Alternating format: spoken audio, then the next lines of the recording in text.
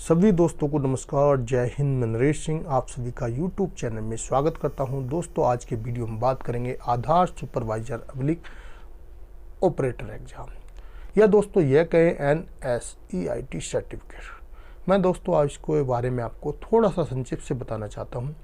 अगर आप आधार सेंटर अपना खोलना चाहते हैं या किसी भी आधार सेंटर पे काम करना चाहते हैं या आधार के क्षेत्र में जो UID एक एजेंसी है उसमें एज ए सुपरवाइज़र काम करना चाहते हैं तो आपको एक एग्ज़ाम पास करना पड़ेगा जिसको बोलते हैं NSEIT सर्टिफिकेट। यह सर्टिफिकेट आपको एग्ज़ाम है, इसको पास करने के बाद आप अपने खुद के आधार सेंटर के लिए अप्लाई भी कर सकते हैं। साथ ही आप जो है इस क्षेत्र में एज ए सुपरवाइज़र काम कर सकते हैं और अगर किसी दूसरे आधार सेंटर पर काम करने का मौका मिले या कहीं पे डिमांड होती है तो आप वहाँ पर जाके भी अगर सर्टिफिकेट है तो आधार सेंटर पे काम कर सकते हैं। तो दोस्तों यह वीडियो बहुत ही महत्वपूर्ण है। इससे पहले मैं 9 वीडियो बना चुका हूँ, यह 10 नंबर का वीडियो है और प्रति एक वीडियो में 25 क्वेश्चन है और महत्वपूर्ण क्वेश्चन है। जितने भी UDI द्वारा जो एक इसका मैनुअल निकाला है उसमें 9 अध्याय हैं। 9 के 9 अध्याय को मैंने पढ़ने के बाद इसके लगभग 500 क्वेश्चन बने हैं। उन 500 क्वेश्चन को इस सीरियल में यानी कि पूरे के पूरे 10 नंबर वीडियो है और टोटल है 20 वीडियो यानी 500 क्वेश्चन को इन वीडियो में मैंने परोया है। तो आपको अगर ये एग्ज़ाम पास करना है तो आप आसानी से इन वीडियो को देख सकते हैं। दोस्तों, इन वीडियो को देखने के लिए आप मेरी प्लेलिस्ट में जाएं। वहाँ पर जो है आपको एक प्लेलिस्ट मिलेगी जिसमें लिखा है आधार सुपरवाइजर ऑपरेटर एग्ज़ाम। उस प्लेलिस्ट में ये सभी की सभी वीडियो वहाँ पर उपलब्ध हैं, आप उनको देख सकते हैं, उसका फ़ायदा उठा सकते हैं। तो दोस्तों चलते हैं क्वेश्चन नंबर 1 पे। प्रश्न नंबर 1 है आधार क्लाइंट सॉफ्टवेयर में CELC ऑपरेटर को जोड़ने के लिए निम्न में से क्या किया जाता है। ए है ऑपरेटर के मूल पहचान प्रमाण दस्तावेज लें। B ऑपरेटर के हस्ताक्षर लें। C ऑपरेटर की बायोमेट्रिक जांच लें। D ऑपरेटर के मूल प्रमाण पत्र लें। तो इसका C है ऑपरेटर की बायोमेट्रिक जांच करें। प्रश्न नंबर वेरीफायर कौन है। बायोमेट्रिक सही है, इसकी पुष्टि करता है। B वह व्यक्ति जो दस्तावेज की पुष्टि करता है और निवासी द्वारा जमा किए गए नामांकन अपडेट रखता है। C जो यह सत्यापित करता है कि निवासी पहली बार नामांकन कर रहा है। D एक जो यह सुनिश्चित करता है कि नामांकन करने से पहले निवासी कम से कम स्नातक हो। तो इसमें B है वह व्यक्ति जो दस्तावेज की पुष्टि करता है और निवासी द्वारा जमा किए गए नामांकन अपडेट रखता है, वह जो है वेरीफायर कहलाएगा। प्रश्न नंबर 3 है निम्नलिखित में से कौन सत्यापनकर्ता की भूमिका के लिए अच्छी तरह से अनुकूल है। A निजी स्कूल के शिक्षक। B सेवानिवृत्त सरकारी अधिकारी। D अच्छी तरह से शिक्षित गृहिणियाँ या सैन्य कर्मी। तो इसमें सेवानिवृत्त सरकारी अधिकारी या अधिकारी कोई भी हो सकता है। प्रश्न नंबर 4 है निम्न में से कौन सा दस्तावेज निवासी द्वारा प्रस्तुत दस्तावेज POA के रूप में सत्यापन उद्देश्य के लिए स्वीकार होगा। Sorry POA proof of identity, यानी कि एक होता है POA, एक होता है POD proof of address, proof of identity. तो और इसमें जो है आपको POA के बारे में मूल शैक्षिक योग्यता दस्तावेज।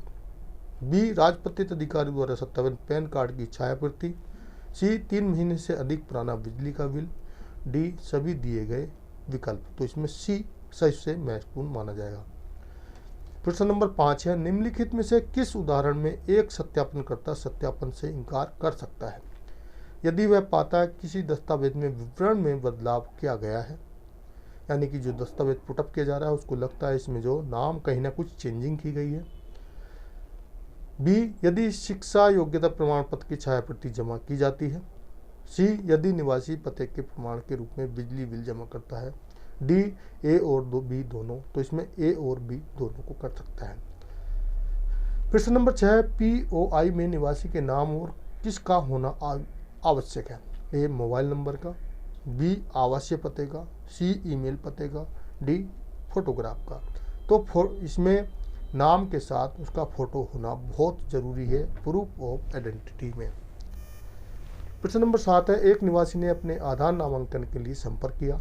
POI में निवासी का नाम चंद्र प्रसाद है, जबकि POA में यह चंद्र शंकर है। ऐसे मामले में आप क्या करेंगे? यानी प्रूफ ऑफ आइडेंटिटी में उसका नाम चंद्र प्रसाद है और जबकि प्रूफ ऑफ एड्रेस में उसका चंद्र शंकर है। चंद्र प्रसाद के रूप में नाम दर्ज करेंगे। B, चंद्र शंकर के रूप में नाम दर्ज करेंगे। C, चंद्र शंकर प्रसाद के नाम के रूप में नाम दर्ज करेंगे। या D, आवेदन को अस्वीकार करेंगे। तो आवेदन को ऐसे मामले में अस्वीकार कर देना चाहिए। प्रश्न नंबर 8 है, नामांकनकर्ता द्वारा दिए गए दस्तावेज प्रमाणों में एक ही नाम में भिन्नता होने की स्थिति में आप क्या करेंगे? शैक्षिक योग्यता में दिए नाम को दर्ज करेंगे। निवासी का पूरा नाम दर्ज करेंगे। C, निवासी द्वारा सुझाव अनुसार नाम दर्ज करेंगे। D, POI दस्तावेज में दर्ज नाम दर्ज करेंगे। यानी कि प्रूफ ऑफ आइडेंटिटी में जो नाम है वही नाम दर्ज करेंगे। प्रश्न नंबर 8 के बाद 9, ऑपरेटर के रूप में अपनी भूमिका लेने से पहले निम्नलिखित में से क्या करना चाहिए? अपने अध्ययन को पूरा करें और अपने कार्यकाल के दौरान किसी भी अन्य शिक्षा संबंधी गतिविधियों को संलग्न न हो। B है, आधार नामांकन या अद्यतन की संपूर्ण प्रशिक्षण सामग्री प्राधिकरण की वेबसाइट पर उपलब्ध है और प्रमाणित है। C और जावा जैसे सॉफ्टवेयर तकनीक का प्रशिक्षण हो। सभी दिए गए विकल्प, तो इसमें B सही है। आधार नामांकन या अद्यतन की संपूर्ण प्रशिक्षण सामग्री प्राधिकरण की वेबसाइट पर उपलब्ध है वो प्रमाणित है, उसको करें आप। प्रश्न नंबर 10 है, पर्यवेक्षक यानी सुपरवाइजर को यह सुनिश्चित करना होगा कि नामांकन केंद्र के कर्मचारी निर्धारित शुल्क को छोड़कर किसी अन्य अतिरिक्त पैसे के लिए न कहें। यानी कि जो एक नामांकन के लिए पहली बार फ्री, उसके बाद अगर अपडेट करना है तो एक हर काम के लिए फीस निर्धारित की गई है, तो क्या ऑपरेटर का यह काम है? तो बिल्कुल सत्य क्वेश्चन है, उसका यह सुनिश्चित करना है। प्रश्न नंबर 11, सरकार और सार्वजनिक उपक्रम सहित किसी भी सेवारत या सेवानिवृत्त अधिकारी जिसकी रैंक किस से नहीं है, कम नहीं है, या सत्यापन की तैनाती की अनुमति दी जा सकती है। यानी कि कोई भी या तो सेवारत है या सेवारत अधिकारी है, उसकी रैंक किसी भी डॉक्यूमेंट को सत्यापन करने के लिए किससे कम नहीं होनी चाहिए? A, group A, B, group B, C, group C, D, group D, तो ग्रुप C से नीचे नहीं होनी चाहिए। प्रश्न नंबर 12, निम्नलिखित में से कौन सी जानकारी केवल अभिलेख के लिए एकत्रित की गई है और कोई सत्यापित नहीं किया जाएगा? वयस्कों के मामले में माता पिता पर जानकारी। B, शिक्षा योग्यता पर जानकारी। C, बच्चों के मामले में पते के संबंधी जानकारी। D, बच्चों के मामले में माता पिता से संबंधी जानकारी। तो वयस्क के मामले में माता पिता पर जानकारी। प्रश्न नंबर 13 है, परिवार के सदस्यों के बीच संबंध स्थापित करने के लिए निम्न में से क्या किया जाना चाहिए? POR दस्तावेज सत्यापित करें। Proof of residence. B, परिवार के सदस्यों का साक्षात्कार लें। C, DNA रिपोर्ट के लिए पूछताछ करें। C, D, परिवार के पड़ोसियों के साथ सत्यापित करें। तो इसमें परिवार के सदस्यों के बीच संबंध स्थापित या संबंध देखने के लिए POR दस्तावेज सत्यापित करें, यानी प्रूफ ऑफ रेजिडेंस। प्रश्न नंबर 14 है, परिवार के मुखिया को हमेशा परिवार के सदस्य का साथ देना चाहिए। परिवार के मुखिया को हमेशा परिवार के सदस्य का साथ देना चाहिए जब परिवार का सदस्य नामांकन हो रहा हो। ये सत्य है, असत्य है? तो ये भी सत्य है, यानी कि वहाँ पर हो तो अच्छा है, इसको अच्छा माना गया है। 15 नंबर प्रश्न है, HOF यानी कि हेड ऑफ फैमिली आधारित सत्यापन के मामले में एनरोलमेंट अपडेट फॉर्म में HOF विवरण को सत्यापित करना अनिवार्य नहीं है। ये सत्य है, ये फॉल्स है? तो यह फॉल्स है। वहाँ पर जब अपडेट करना है तो वहाँ पर जो है अनिवार्य है, यानी कि फादर का नेम जैसे ये इत्यादि आते हैं, हेड ऑफ फैमिली होना चाहिए। प्रश्न नंबर 16 है, HOF आधारित नामांकन के मामले में संबंध के विवरण का उल्लेख करना आवश्यक नहीं है। यह सत्य है, यह सत्य, यह सत्य, यह भी असत्य है। यह आवश्यक नहीं है कि वहाँ पर संबंध कहीं नहीं लिखा जाता या ज़रूरी नहीं है। प्रश्न नंबर 17 है, परिचयकर्ता आधारित नामांकन के मामले में अतिरिक्त जानकारी के रूप में केवल परिचयकर्ता का नाम आवश्यक है। ये सत्य है, असत्य है, ये भी सत्य है। परिचयकर्ता का भी नाम नहीं, वहाँ पर उसका या तो बायोमेट्रिक जानकारी को सत्यापित करना होगा आपको, या फिर उसका पूरा आधार नंबर भी चाहिए होगा। जो किसी का मान लिया परिचयकर्ता तब यूज किया जाता है जब किसी व्यक्ति का आधार या नामांकन एनरोलमेंट किया जा रहा हो, लेकिन उसके पास कोई डॉक्यूमेंट्स नहीं है।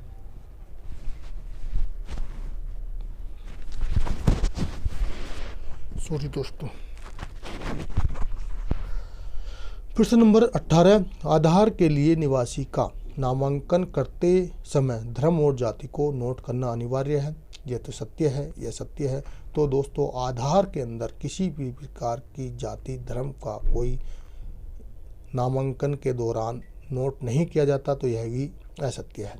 प्रश्न नंबर 19 है, परिवार के मुखिया के नामांकन के मामले में HOF के आधार नंबर को इसके आधार पत्र के खिलाफ सत्यापित किया जाना चाहिए।